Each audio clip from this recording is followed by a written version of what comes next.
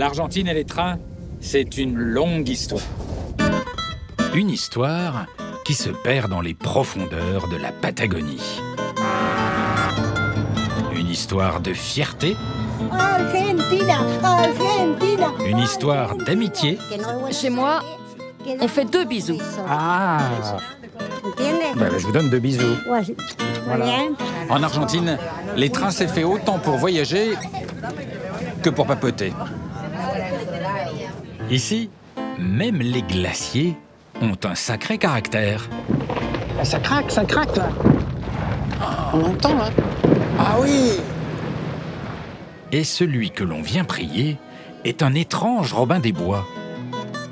Donc, pour faire fortune en mangeant des gnocchis. Bon appétit. Et là, je vais être riche. Aujourd'hui et pour toujours. Aujourd'hui? Et siempre toujours. Pour approcher des régions inquiétantes Pour nous, les Argentins, c'est normal de voir des fantômes. et traverser toute la Pampa. Le train, c'est pas mal.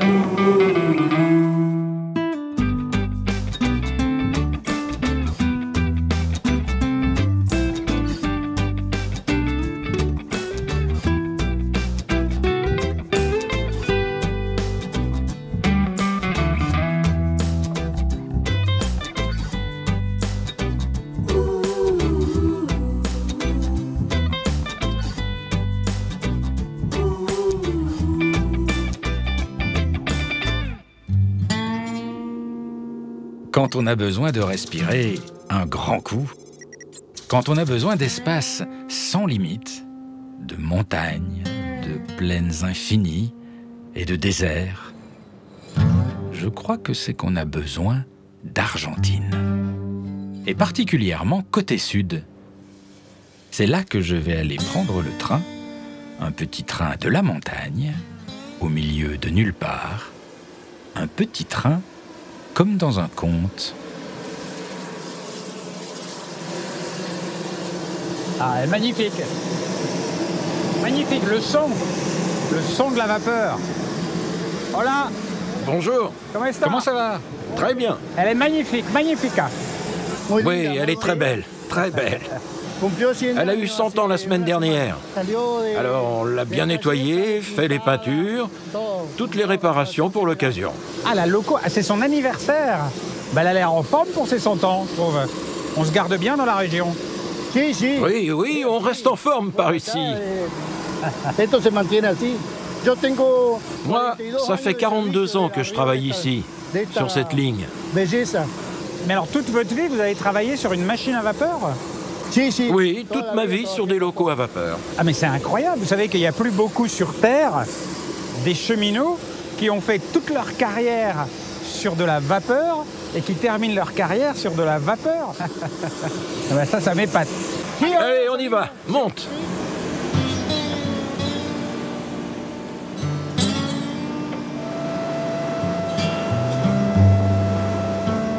Ce petit train plein de charme s'appelle la Trochita, ce qui signifie la petite voie, la voie étroite. C'est un train pour la balade et surtout un petit bijou.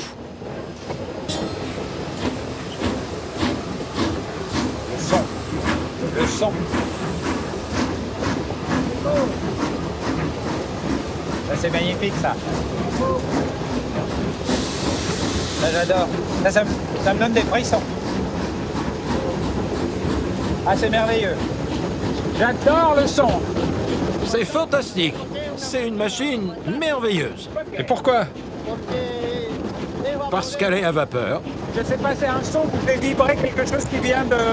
Pourtant, je n'ai jamais voyagé dans des machines à vapeur quand j'étais petit. Pourtant, on a l'impression que ça... C'est dans l'ADN, c'est dans nos tripes, ce son-là. Oui, c'est surtout grâce au cinéma.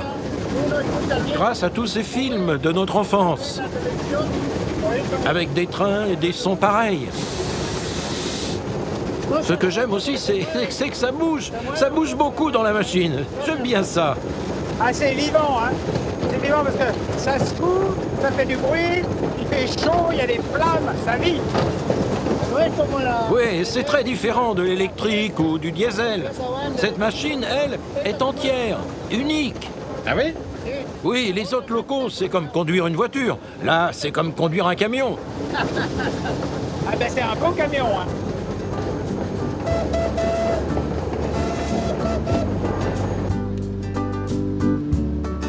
La Trochita traverse, à son rythme, des paysages splendides. À l'arrière, les voitures sont dans leur jus et les passagers sont aux anges.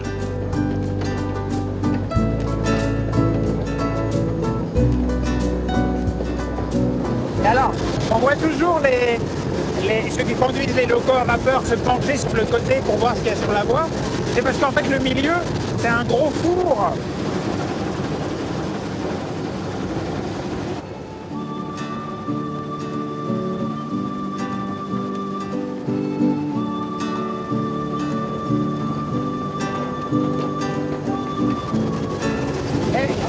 Il y a un truc bizarre. Depuis tout à l'heure, je ne vois jamais mettre de charbon dans la loco.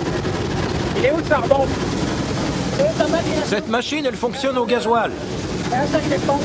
Ce qui alimente le feu, c'est du gasoil. Ah, ça marche au gasoil? Je ne savais pas qu'il y avait des locaux vapeur dont le feu est alimenté par du gasoil. Je ne savais pas. Vous saviez? Tu savais pas? Non. Mais ça marche comme ça ici.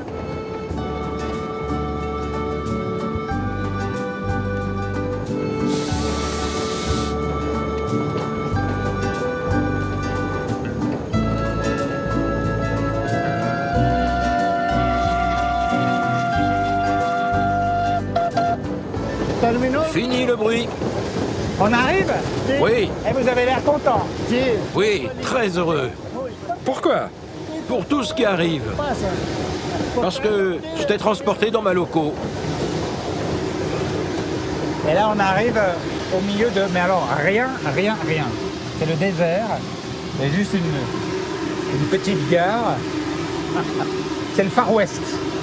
On va faire une pause ici, une pause d'1 heure environ. On va faire un barbecue sur la loco. Un barbecue sur la loco? Un barbecue cuit par la loco. Alors ça, j'ai jamais vu ça.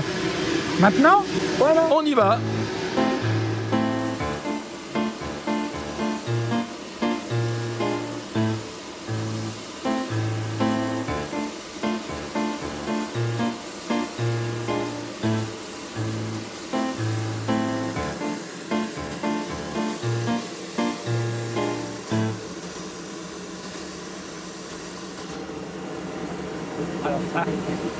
Franchement, alors j'en aurais appris aujourd'hui, hein, parce que alors ça, j'ai jamais vu. Et c'est comment là-bas dedans? Je peux aller voir?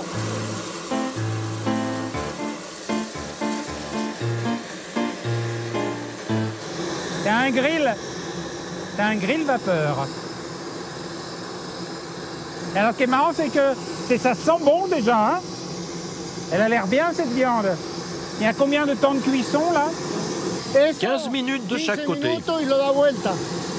Est-ce que ça a une saveur particulière? Une viande cuite à la locomotive? Si. Oui, c'est très bon, très savoureux. Comme un steak cuit à la plancha. Mais là, c'est encore meilleur. C'est quand même dingue. C'est la première fois que je vois le casse-croûte du cheminot cuisiné dans la loco. C'est un steak goûtrin. Et alors, qu'est-ce qu'on peut cuire d'autre à part des steaks? Poulet, chorizo. On fait ça aussi ici. J'ai une petite question. Est-ce que c'est bien réglementaire d'utiliser des gants pour manipuler la loco et les mêmes pour manipuler la viande? Bien sûr, c'est bien meilleur comme ça.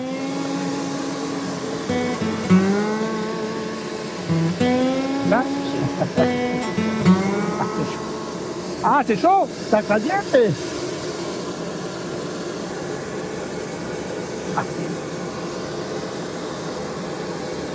Oh, c'est bon. C'est bon. Ah, c'est pas mal quand même, c'est un sacré voyage. C'est mon premier morceau de viande saveur loco. C'est super bon, non? Et vous faites ça tous les jours? Oui. À chaque fois qu'on vient ici, on fait un barbecue. Eh bien, j'adore ce voyage. C'est un voyage extraordinaire. Gracias. Bueno. Et repart avec la viande. Elle est très bonne en plus.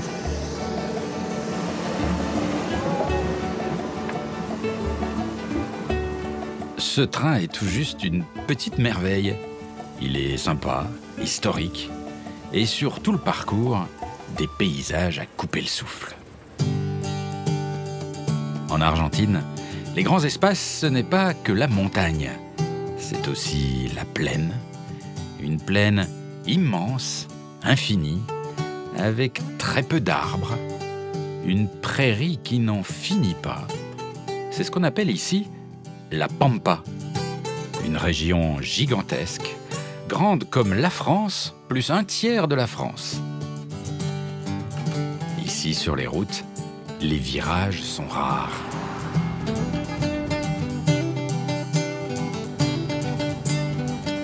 Ah ouais, alors ce qui est marrant en Argentine, c'est que le long des routes comme ça, il y a souvent des, vous voyez, des petites cabanes comme ça, quelque part, posées. Une petite cabane rouge avec à l'intérieur un drôle de personnage. Ah, et les gens, vous entendez, ils klaxonnent quand ils passent à proximité.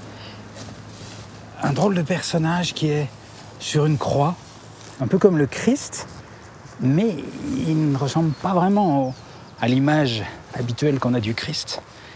Et ce personnage, il s'appelle le Gauchito Gil. Alors pour nous, ça ne dit pas grand-chose, mais quasiment tous les Argentins le connaissent. Le petit coup de klaxon, qui n'a l'air de rien, c'est en fait une marque de profond respect. Le Gauchito Gil, en Argentine, c'est un peu un mélange de Robin des Bois et de Saint Protecteur. Un personnage au gros caractère, très populaire, et le jour de l'anniversaire de sa mort, dans tout le pays, on se réunit pour lui demander sa protection. Et une petite ambiance relax. Un petit barbecue, indispensable en Argentine. Bonjour. Bonjour.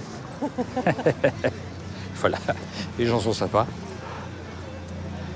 Et là, apparemment, c'est la file d'attente. Le gauchito est en fait un gaucho qui aurait vécu au 19e siècle. Il volait les troupeaux des riches pour les redistribuer aux pauvres. Ça, c'est pour le côté Robin des Bois. Hélas, le gauchito fut assassiné par un policier. Mais il aurait eu le temps de dire au policier « Tu sais, après ma mort, si tu me pries, si tu m'implores, ton fils qui est mourant, il sera sauvé. » Le policier essaya, il pria le gauchito et miracle, son fils guérit. La légende était née, le gauchito avait le pouvoir de protéger les Argentins. Il y a une drôle d'ambiance parce que il y a une énorme attente. Et il y a un côté kermesse, en même temps sérieux, en même temps on fait des photos. Et en même temps une vraie ferveur. Là, il y a un monsieur qui approche sur les genoux. C'est un drôle de mélange.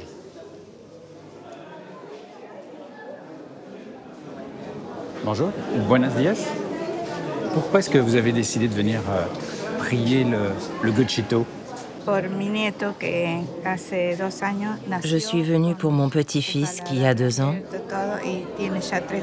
Il est né avec un problème à la mâchoire et a déjà eu 3 opérations. Donc je viens tous les ans pour demander au gauchito qu'il guérisse. Et pourquoi est-ce que vous demandez ça au gauchito? Pourquoi lui? Il y a pas mal de membres de ma famille qui ont demandé des choses. Et ça a toujours fonctionné pour eux.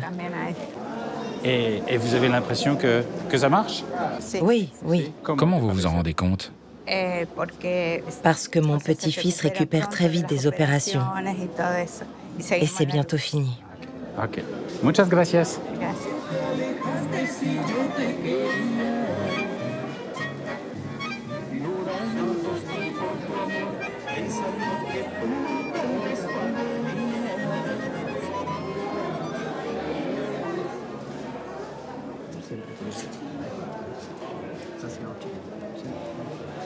Hola. Hola, ¿cómo va? Buenas. Buenas, ¿cómo va? ¿Todo bien? Je vous ai vu plein de ferveur. Qu'est-ce que vous avez demandé au Gauchito? Nada, protección, que siempre La protection. que esté conmigo Je lui ai demandé qu'il me protège, comme il l'a toujours fait. Me cuidó, siempre me dio vida. Yo tuve un momento en mi vida muy enfermo. Il n'y a pas très longtemps, j'ai beaucoup souffert. J'allais très mal. Y el gauchito me sacó J'ai fait une adelante, dépression et il m'a beaucoup aidé. Lo tengo acá. Je l'ai tatoué là, en hommage à ce qu'il a fait pour moi. Después de tener esa decaída muy grande que J'étais vraiment mal. me voy para Sans lui, je ne serais plus de ce monde. me salvó la vida. Ah si? Me dio vida. Il m'a sauvé la vie. Qu'est-ce qui s'est passé? Pourquoi vous vous êtes senti aussi mal, si je peux me permettre? Un momento anímicamente. C'était une période de ma vie très difficile. en el cual estuve también. J'avais des problèmes familiaux, Quizás un consumo excesivo. de peut-être aussi une drogas, consommation excessive de drogue. Y después de eso, después Après siguiendo ça, al gauchito, le Gauchito m'a redonné goût à la vie. porque uno Les gens lui demandent beaucoup de choses, muchísimas comme la cosas, santé, salud, un travail, à manger, une voiture, une maison. Yo le pedí Moi, j'ai demandé la vie. gracias a pedir Je le remercie pour ça, pour m'avoir redonné envie de vivre. Et alors, qu'est-ce qui vous plaît dans l'histoire du Gauchito? Yo creo que Je crois que c'était un homme croyant, pueden decirle un gaucho desertor más que un très gaucho fidèle au peuple. un fiel creyente de Il protégeait le peuple. acompañando a su gente y esa creencia que tiene Il est devenu comme un père pour les gens. misma. Y yo creo Il est que l'essence même de ce que sont les Argentins. gaucho correntino, por más que esté Même si on est muy très separado divisé de sur un montón de différentes choses comme la politique, políticas, de lo que- les Argentins ont un grand cœur et s'entraident. que ayuda al otro. Cuando Argentina fue campeón, Quand on est devenu champion du monde, il n'y avait plus de différence. On ne faisait qu'un, tout le pays ne faisait qu'un. No había una diferencia, era Il n'y avait plus de différence et c'est ça notre force. argentino, que cuando se borra- Nous, les Argentins, quand on est unis, on peut faire de grandes choses. Ok. Merci beaucoup. Por favor, un último- Une dernière petite chose, le dernier miracle auquel j'ai assisté de la part du Gauchito, c'est qu'il nous a fait champion du monde de foot. Merci infiniment. Muchísimas gracias, Ciao. Merci beaucoup. Gracias. Et voilà, j'y ai eu droit.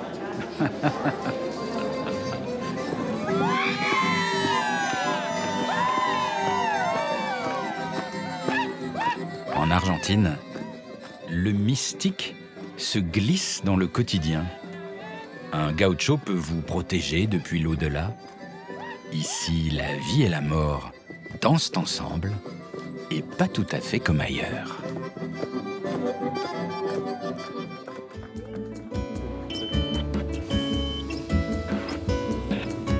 Je reprends le train. Cette fois, un train de voyageurs classique, direction Buenos Aires. Bien, je me présente. Je suis l'assistante de la voiture 401. J'aimerais qu'on ait une petite discussion sur ce que l'on peut faire ou pas dans le train. Dans la voiture 401, il y a à votre disposition de l'eau chaude. Quant à ceux qui ont des bébés, il y a une table allongée dans les toilettes. Autre chose, il est strictement interdit de fumer, que ce soit dans les voitures, dans les toilettes et les couloirs. Autre chose que nous ne devons pas faire, c'est de s'asseoir sur les accoudoirs des sièges. On prend soin du train, d'accord? Bien, je nous souhaite à tous de faire un bon voyage, de voyager en paix et que Dieu vous bénisse tous pour ce trajet. Voilà, merci beaucoup.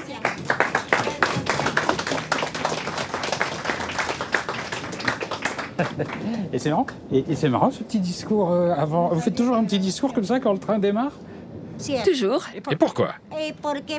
Parce que j'aime que mes passagers soient à l'aise, qu'ils soient au calme et heureux. C'est un service que nous leur offrons. Ah oui? Alors, des fois, vous dites des choses qui nous paraissent un petit peu évidentes, comme « mettez pas les pieds sur les sièges, il faut pas que les enfants courent dans les couloirs, etc. » Pourquoi vous êtes obligé de rappeler ça? C'est nécessaire parce qu'il y a beaucoup de passagers, beaucoup de monde. Donc je dois faire en sorte que tout reste en ordre dans ce train, qu'il reste organisé et propre. Ah. Est-ce que vous voulez dire par là que les Argentins parfois sont un petit peu indisciplinés? Quelques recommandations, C'est? ça ne fait jamais de mal. C'est? Et alors, à la fin, les gens vous applaudissent. Vous êtes un petit peu la star ici. Non, non. Mais c'est peut-être mon charisme. Je suis comme ça. Mes passagers font comme partie de moi. Et je prends soin d'eux. Surtout en ce qui concerne les enfants, les jeunes, les bébés, les personnes âgées.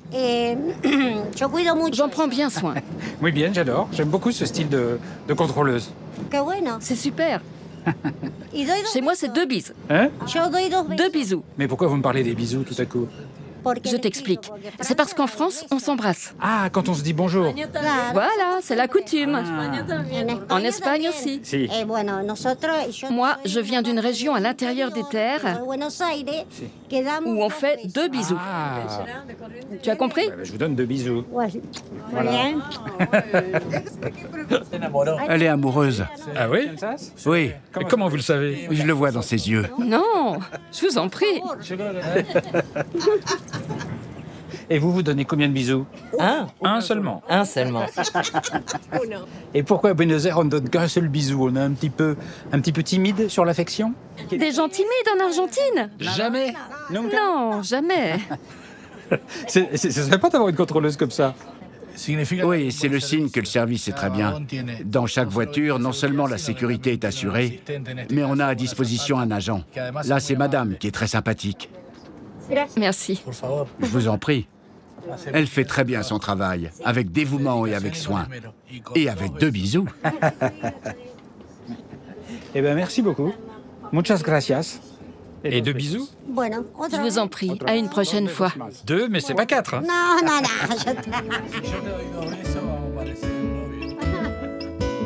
Après un voyage aux petits oignons, j'arrive à Buenos Aires. Dans une gare tout juste splendide. La plus grande des 7 gares de Buenos Aires. Elle est à l'image de la grandeur passée du réseau ferroviaire argentin. Il y a peu de gens qui savent que dans les années 20, c'était un des plus vastes réseaux au monde.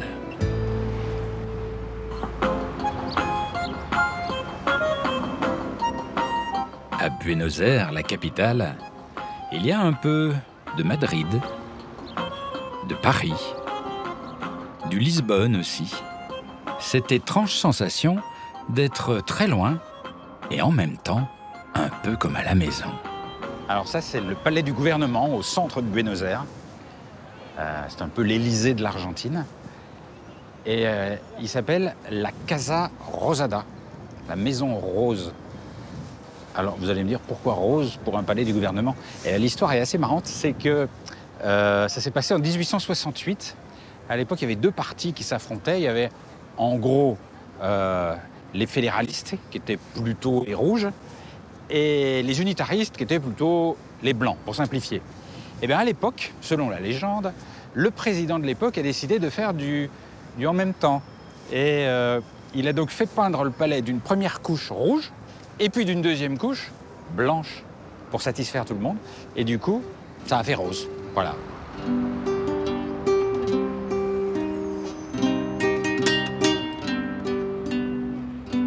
À Buenos Aires, ce que j'adore, ce sont les restos. Les restos ambiance populaire, mais avec nappe blanche. Serveur à 9 papes et surtout avec un grand secret. Alors, si vous voulez essayer de faire fortune à Buenos Aires, il y a un truc. Un truc que tout le monde connaît ici. Il faut être à Buenos Aires le 29 du mois, précisément ce jour-là. Vous venez dans un resto classique qui vous plaît, où il y a une bonne ambiance, comme ici. Une vieille brasserie argentine. Ici, on appelle ça une cantina. Donc, vous venez le 29. Et, très important, vous commandez des gnocchis. Dans la plupart des restos en Argentine, le 29, il y a des gnocchis au menu. D'ailleurs, si vous regardez bien, il y a plein de gens qui mangent des gnocchis autour de moi.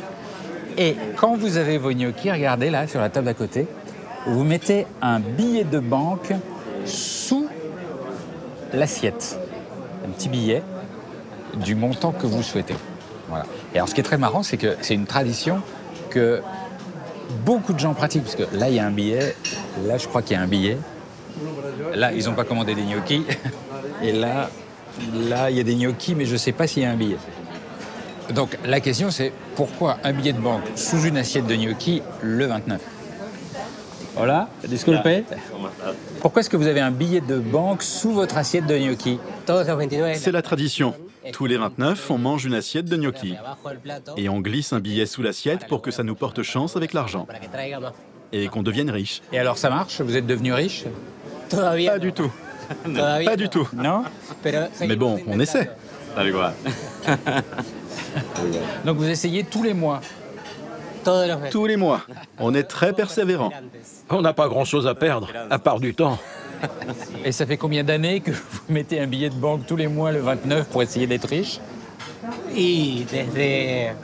Quand j'étais gamin, on le faisait déjà à la maison avec ma mère. Ok, bon. Et en plus, il faut aimer les gnocchis, parce que si on n'aime pas les gnocchis, comment on fait pour faire fortune? C'est tellement bon qu'on n'a pas besoin de se forcer.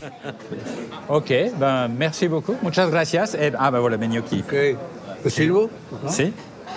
Sí. Et je dois mettre le billet. El billete, cuando? Billete. Billete. Je le mets quand? Cash. Ahí. Ahora? Maintenant? Oui, oui, maintenant. Sí, ahora. Ahora ahí. Il faut mettre un gros billet ou un petit billet? Acá. Un grande billete ou pequeño billete? C'est pareil. Igual? No problème. Ahí está. Bon appétit. Et là, je vais être riche. Aujourd'hui et pour toujours. Oui. Sí. Aujourd'hui? Sí. Et siempre, toujours. Sí. C'est génial, c'est très pratique. Bon, c'est super. Eh ben, je vais goûter mes gnocchis qui vont me rendre riche. Petit gnocchi à la tomate. C'est bon, ça. Je m'en dis ouais. Voilà. Disculpe. Voilà. Vous avez mis un billet sous votre assiette? Si, si. Oui, bien sûr. Un billet de combien? Je glisse toujours un petit billet, sans prétention. Je pense qu'après, j'aurai plus de chance comme ça. Nous, on met des billets d'une plus grande valeur. On pense que comme ça, on sera plus riche. Oui, on n'est pas très humbles, nous. Ça, c'est sûr. D'accord. Ah oui, donc c'est sérieux quand même, hein, il y a plusieurs théories. Mais alors, est-ce que ça marche? Est-ce que vous êtes tous devenus riches à force de mettre des billets le 29? En fait, c'est surtout une tradition pour ne pas manquer, plus que pour être riche. Moi, je demande à ne pas manquer de nourriture et d'argent. Pas forcément d'être riche. C'est mon interprétation de cette tradition. Mais alors, pourquoi un billet sous l'assiette le 29? On sait pourquoi? C'est en fin de mois, parce qu'en général, on n'a pas beaucoup d'argent à ce moment-là. Du coup, on mange un plat économique. Comme les gnocchis, c'est de la pomme de terre, de la farine et de l'eau. C'est simple et économique. Ok, bah merci beaucoup, c'est très sympa. Et puis si vous oubliez le billet sous l'assiette, ça fait un petit pourboire. Non. Voilà donc un bon repas. Ma fortune future est assurée. Et en plus, les gnocchis étaient aussi bons qu'en Italie. Je n'oublie pas que près de la moitié de la population argentine a des origines italiennes. À partir des années 1880, l'immigration venue d'Italie a été considérable en Argentine. Ici, on parle espagnol, mais souvent avec un petit accent italien. Je reprends ma quête de grands espaces et je vais cette fois prendre le train dans un endroit incroyable, complètement inattendu, dans ce qu'on appelle ici la Suisse argentine. Je vais dans les montagnes andines à Bariloche. Et c'est vrai que tout y est. Les chalets de bois, le nom des hôtels et quelques spécialités pas locales du tout. C'est comme une autre Argentine. J'aurais bien mangé une bonne fondue, mais un train m'attend, un train qui sent l'aventure.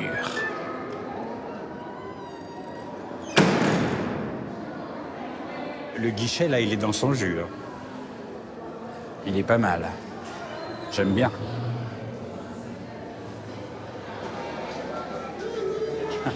Ah, le voilà. le train Patagonico. Il y a du succès. Et il y a une bonne ambiance parce qu'en fait, c'est à la fois un train longue distance, parce qu'on va traverser presque toute la Patagonie, d'ouest en est. Et en même temps, c'est un train qui circule que le week-end. Donc on le prend pour les vacances, pour les colonies de vacances, comme ici. Donc c'est plutôt à la cool, avec le sourire, on fait des photos. On se dit bye bye.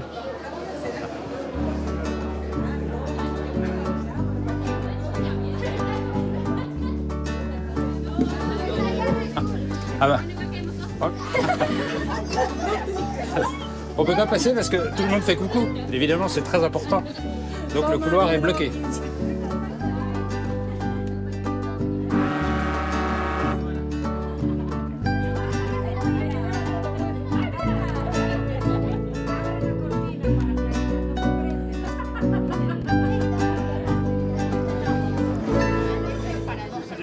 Argentina, Argentina, viva Maradona. Ça va dans le train?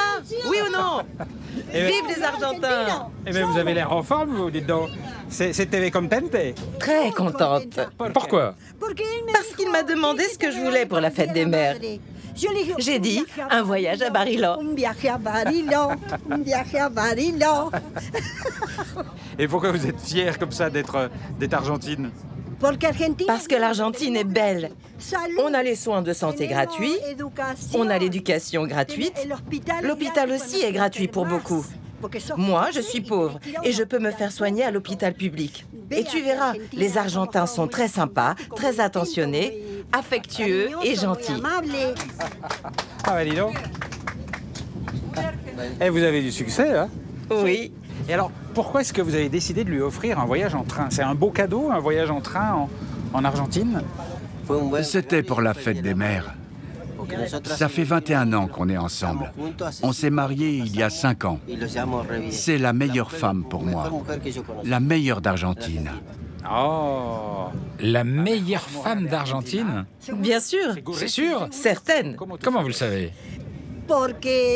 Parce que je suis une bonne mère, une bonne épouse, une bonne cuisinière, une bonne compagne.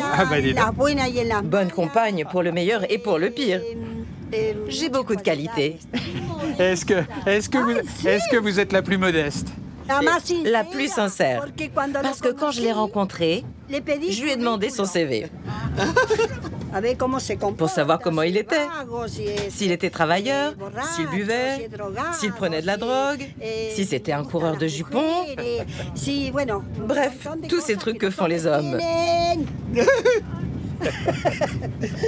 Il m'a dit que non, il n'avait pas tous ses défauts. Eh ben, vous êtes super tous les deux. Vous êtes adorables. Merci beaucoup. Muchas gracias. Merci à vous. J'espère que vous aurez encore beaucoup d'amour entre vous. On espère, mais on verra bien. Mais nous, on est déjà vieux. Muchas gracias. Et viva Argentina. Vive l'Argentine, oui. Et vive Maradona, parce que c'est le meilleur. Le voyage s'étire tranquillement. Au resto, ça papote toujours. Et il est temps de commencer à penser à la nuit.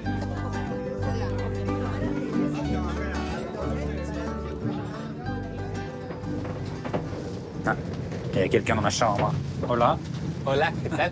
C'est vous qui faites les lits, c'est vous le... Comment on disait? Le marchand de sable. Si. Oui, je prépare la nuit des voyageurs. Ah bon? Ah, et vous faites le lit de chacun, personnellement, comme ça? Avec des petits draps bleus? Le bleu, c'est la couleur du train Patagonico. Ah oui? Le bleu, oui. C'est bien. Et c'est confortable? C'est confortable? Confortable et bien moelleux. Avec un bon oreiller pour dormir tranquille. C'est vrai que ça a l'air douillet. Et qu'est-ce qu'il y a comme petit détail agréable pour faire sa toilette?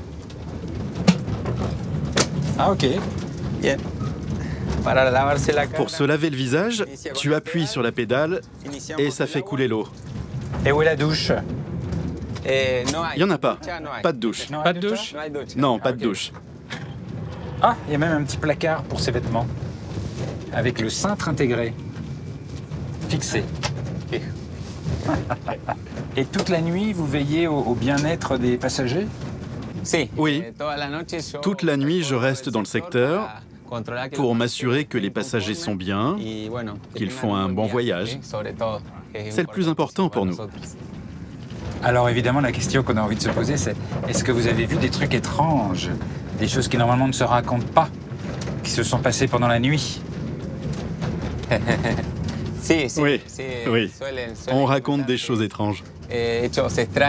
Un des conducteurs m'a raconté que quand le train passe à un certain endroit, il voit des ombres, à chaque fois.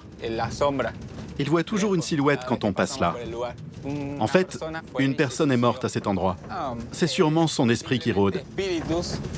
Et ça vous inquiète, ce genre d'esprit qui rôde? Ça vous fait peur? Non, non, non, je n'ai pas peur. Moi, ça ne m'inquiète pas. Pour nous, c'est normal. C'est naturel de voir des spectres, des fantômes. C'est typique en Patagonie. Effrayant. C'est effrayant.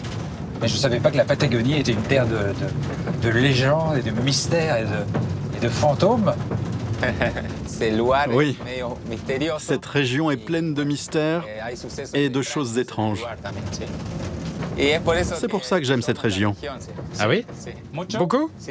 Oui, oui, beaucoup. Muchas gracias. Bon, et je peux dormir tranquille ou il va y avoir des fantômes? Non, là, tu peux dormir tranquille. Ok. Bon, muchas gracias. Bonne nuit. Buenas. Bon repos.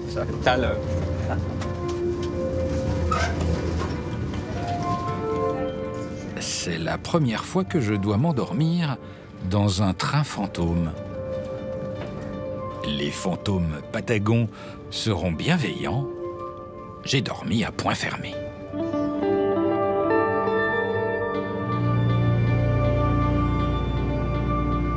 Le lendemain matin, je descends dans les profondeurs de la Patagonie. Me voilà seul, dans un désert vanté de rocailles et de broussailles, loin de tout. Une impression à la fois de Far West et de solitude. L'impression d'être là où personne ne saura me retrouver si je souhaitais disparaître.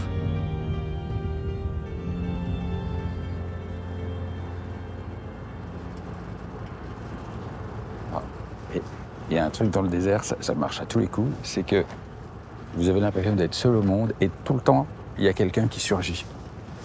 De nulle part. Là, il y a une espèce de pick-up.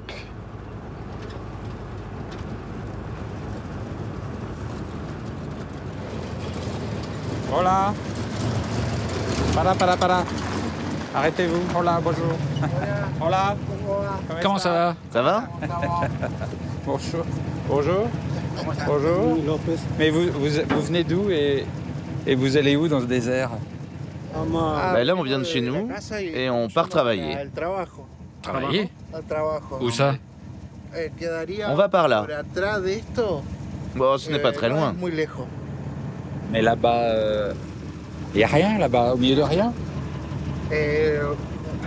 On ne le voit pas à l'œil nu. C'est derrière la colline. On travaille vraiment au milieu de nulle part. Au milieu de rien. Bon bah vous avez l'air sympa. Et je peux venir avec vous? Si. Je peux venir avec vous un peu? Oui, bien sûr. Ok.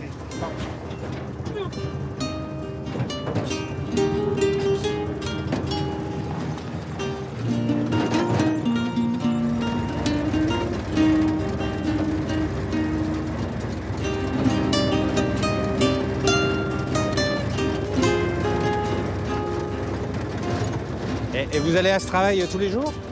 Oui, tous les jours. Et tous les jours dans ces paysages incroyables? Oui.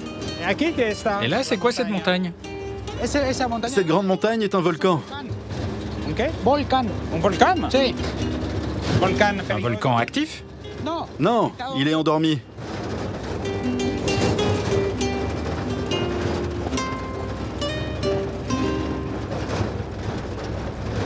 C'est là? Oui. C'est là que vous travaillez? On est arrivé au travail. Quel genre de travail? On soulève des pierres. Des pierres? Piedra, sí.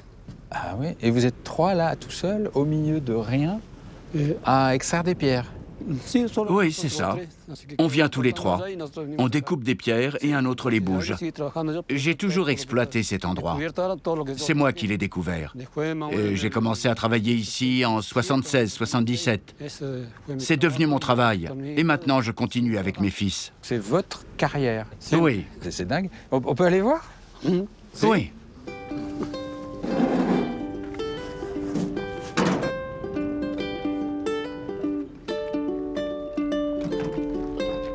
Comment elle s'appelle, cette pierre? La pierre Laja. Piedra Laja. Laja. C'est une pierre plate. C'est une pierre qui a plusieurs strates empilées. 1, 2, 3, 4. D'accord, c'est comme un millefeuille. En fait, ça sert pour faire des trottoirs ou des parties de maison, du revêtement aussi, de l'embellissement en général. Et oui, on voit là les... Ils ont déjà commencé à bosser. On voit les tranches, effectivement, qui se soulèvent.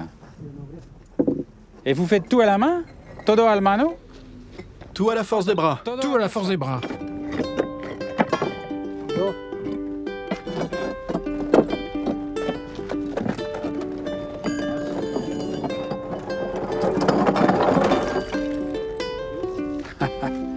C'est un peu dangereux pour les pieds, ça. Je peux essayer? Oui. De ce côté. Force avec le bras droit. Je t'aide avec celui-là. Et tu pousses vers le bas. Ah, ok. Mais j'ai toujours peur pour mes pieds.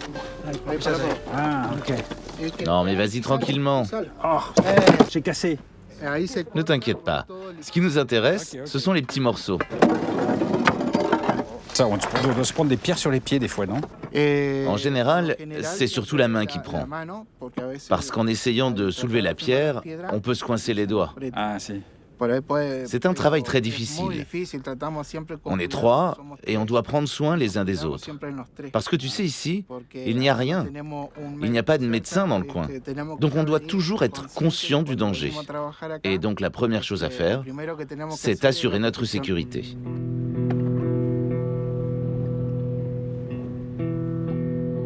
Vous vivez dans un endroit absolument incroyable, tout seul au milieu de rien comme ça. Qu'est-ce que ça fait? Nous, on travaille dans ce paysage, mais il ne nous appartient pas. C'est à tout le monde, en fait. C'est agréable, ce sentiment de faire partie d'un tout, d'un partage avec la nature et les hommes.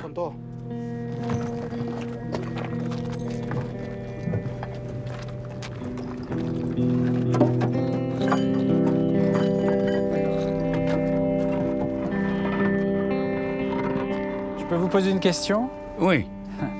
Quel âge est-ce que vous avez? 72 ans. 72. Et vous allez travailler encore combien de temps à la carrière comme ça? Tant que lui là-haut me le permettra. Disons, vous pouvez être fier de votre père quand même. Ah oui, je suis fier. Fier de continuer à travailler ici. Ce travail, c'est à lui qu'on le doit. C'est notre héritage. On doit en faire bon usage. Tu sais, on a déjà essayé de venir seul et laisser notre père à la maison. Mais c'est impossible. On ne peut pas le laisser. Il est triste. Ou alors, il faudrait l'attacher, mais il serait capable de venir à pied. À pied? Ouais, c'est pour ça qu'il vaut mieux le ramener directement. Eh bien, écoutez, c'est super. J'ai adoré cette rencontre, c'est super. Allez, je vous fais la bise. Vous êtes trop super. Merci. Bon courage.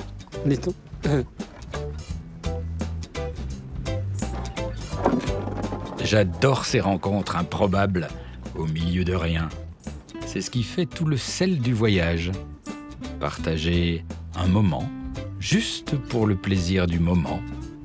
Le plaisir de la découverte de l'autre. Je reprends le train pour m'enfoncer plus encore dans la Patagonie. Plus au sud, vers El Calafate, c'est la Patagonie des montagnes abruptes et enneigées. La Patagonie des hauts sommets et des rivières et des lacs dont l'eau est d'une étrange couleur. Ni vraiment turquoise, ni azur, pas tout à fait émeraude, l'eau joue les 50 nuances de bleu. C'est tout juste splendide.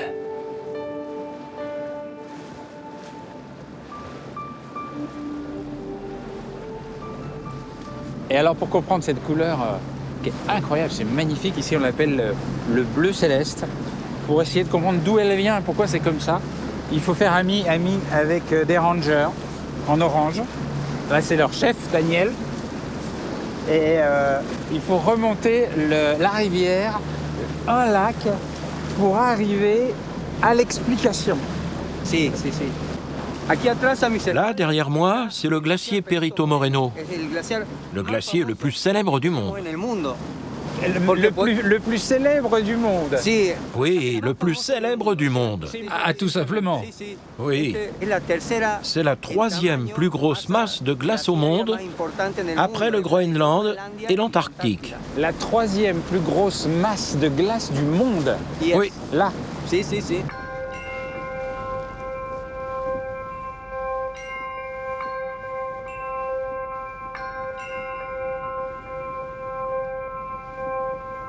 Mais la couleur de l'eau, comment elle s'explique? Comment le glacier peut donner cette couleur à l'eau?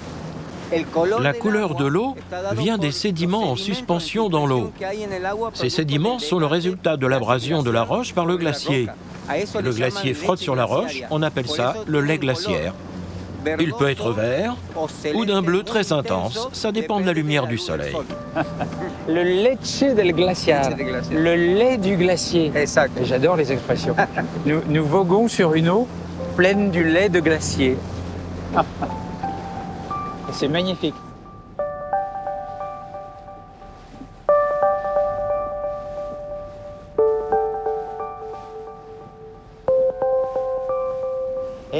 Et c'est incroyable parce que c'est un mur. Je me rends pas compte des dimensions, mais ça a l'air énorme. C'est comme un mur de glace qui tombe dans l'eau et qui arrive de la montagne. Ce sont des murs de 30 à 40 mètres de haut. Ah, c'est vraiment très beau. Il y a un côté, on a envie de parler à voix basse, c'est majestueux. C'est avec l'eau comme ça, un peu laiteuse, la glace, la montagne derrière. Mais c'est magnifique. Oui, c'est unique.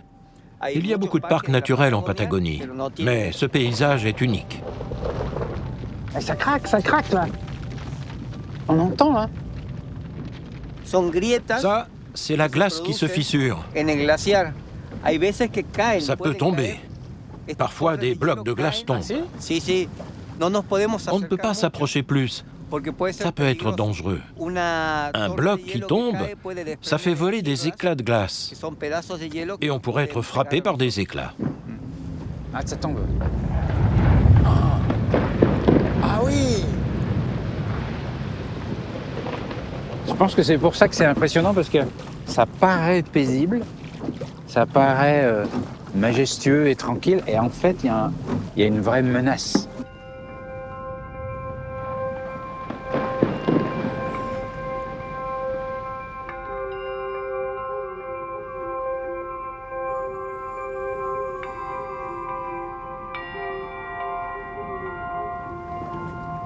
Et toute cette glace, elle arrive d'où exactement? Comment ça se passe?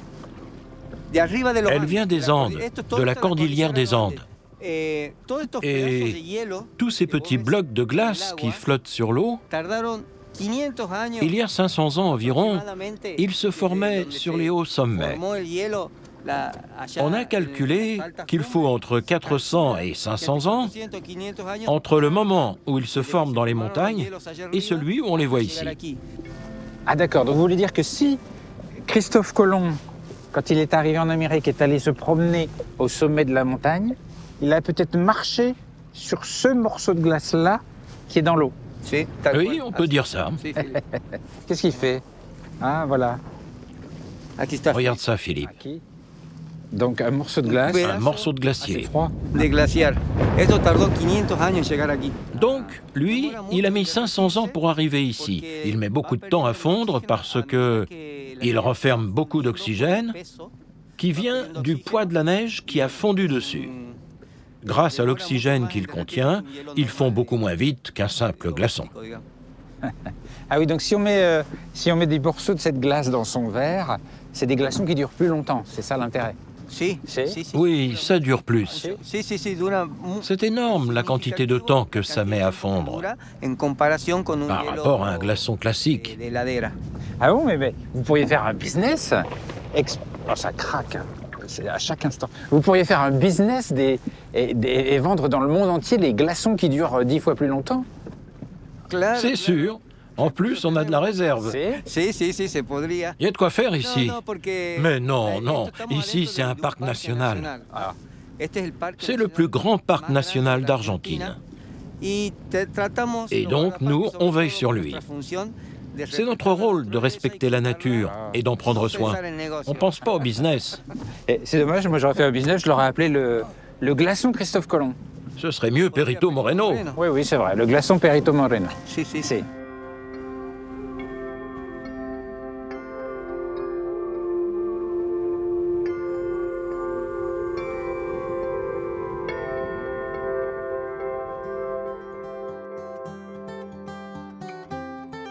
Le sud de l'Argentine, c'est un voyage vers l'infini. L'infini des grands espaces, l'infinie solitude parfois, des climats extrêmes, des rencontres qui vous marquent pour toujours. Le sud de l'Argentine, je crois que c'est un moyen de tester ses propres limites, de découvrir un peu plus qui l'on est.